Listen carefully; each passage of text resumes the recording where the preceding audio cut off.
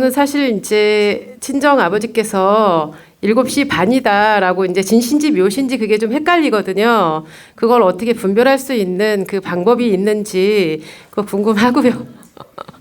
예. 아까 선생님께서 말씀 제가 들었는데 일지에서 이렇게 30% 정도 차이 같은 성향이 있다라고 이렇게 제가 들었는데 그 시지에서는 그러면은 그런 차이가 많이 아까 20% 네네네네네. 작용한다고 했죠. 네네. 그 부분에 대해서 좀 더 궁금합니다. 네네네. 네. 근데 이제 자, 제가 질문을 이렇게 좀 이해하셨는지. 네. 저도 뭔 말했는지 잘 헷갈려가지고. 아니 본인이 뭔 말했는지도 모르면 어떡해.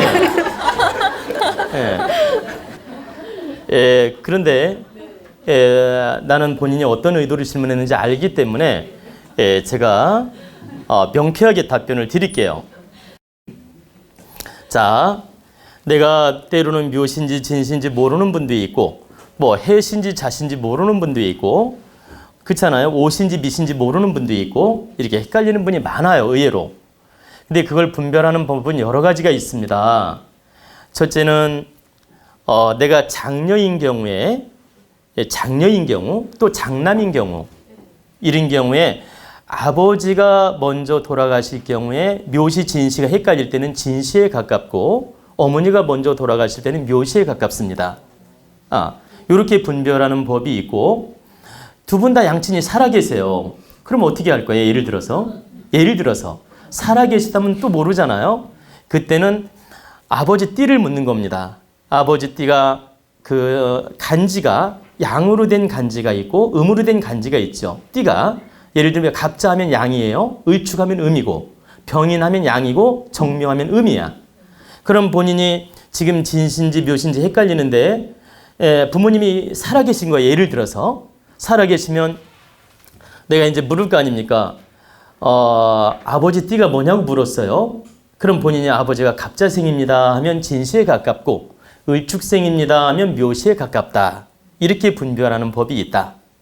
그리고 또 이제 세 번째 분별하는 법은 그 사람이 이제 가마가 보세요. 이 자오 묘유 시에 태어난 분들은 가마가 정 가운데 있어요. 가마가 정 가운데. 그리고 그걸 좀 벗어나는 분들은 인신사해시에 태어났거나 진술충미시에 태어나는 경우가 많습니다. 그래서 그걸 보고도 분별하는 법이 있고 또 보세요. 제가 다 가르쳐 드릴게. 그리고 이제 자오묘유시에 태어난 분들은 잠을 잘 때 주로 반듯하게 자요. 뒤로.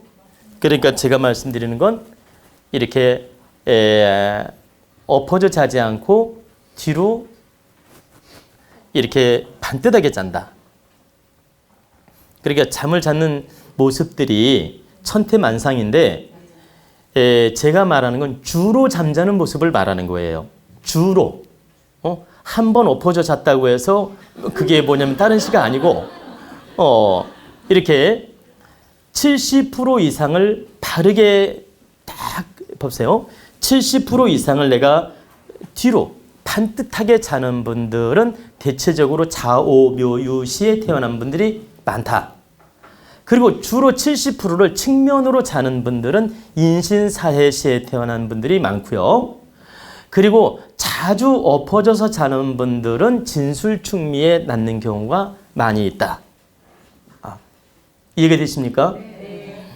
이렇게 이제 구분을 짓는 방법이 있어요.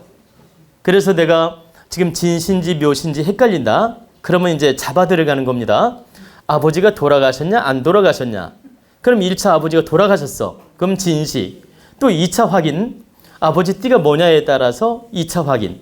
또 3차적으로 내가 잠자는 모습. 또 내 가마. 이런 모습들을 확인하면서 잡아갈 수 있다. 이해가 되시죠? 오늘 굉장히 큰 공부가 된 겁니다. 이 명리학 공부하는 분들은 이게 획기적인 공부예요. 이거 모르는 분 태반이에요. 그런데 이제 이렇게 시를 알아가는 방법들이 있다. 그래서 저는 이제 시를 전혀 모를 때는 이 말하기가 곤란하지만 내가 어느 때쯤에 태어났습니다. 이렇게 말하면 당신은 진실일 것이다, 묘시일 것이다 가늠을 하는 거죠. 몇 가지만 물어봐도 답이 나오니까. 근데 이제 아까 장녀인 경우에는 부모 선망에 따라서 달라진다고 했죠. 장남인 경우하고. 근데 차남이나 막내라 하더라도 장남 역할하거나 장녀 역할할 때는 그 사람 기준이 될 수 있어요. 자, 예를 들어 회장님이 셋째로 태어났다 합시다. 예를 들어. 그러면 셋째로 태어났다 하더라도 내가 장녀 역할을 했다. 그럴 때는 그분 기준이 될 수 있어요. 그러니까 즉 아버지는 양의 시간, 어머니는 음의 시간. 그럼 아버지가 먼저 돌아가셨다면 진시, 어머니가 먼저 돌아가셨다면 묘시. 그러면 제 얘기를 해드리면 쉽게 이해가 되실 겁니다. 저는 그 신신지 유신지 이렇게 옛날 이제 어릴 때는 잘 몰랐어요. 제가 신신지 유신지. 어머니가 해 넘어갈 때 났다고 하니까 유신 줄 알았어요. 유신 줄 알았어요. 그래가지고 유신가 보다 이렇게 했는데 어느 날 어머님이 그때가 한 80이 넘으셨는데 어느 날 그 어머님이 갑자기 말씀하시면서 야, 내가 너를 그 낳고 나서 시계를 보니까 5시 종을 치더라는 겁니다. 그 기억을 하시는 거예요. 그래 낳고 나서 시계를 봤더니 5시 종을 치더래요. 그리고 밖이 훤하게 아직 해가 남아있더라는 겁니다. 그러니까 해가 넘어가기 전이죠. 그리고 그 애기 낳고 나서 정신 차리고 시계를 보니까 종을 쳤으니까 5시 전 아닙니까? 제가 추측하건대 한 4시 반이나 한 5시 전에 태어난 거예요. 그렇다면 저는 신시 아닙니까? 그죠? 그럼 신시가 100% 맞는 거 아닙니까? 그래가지고 제가 신시라면 아버님이 굉장히 정정했어요. 우리 아버님이.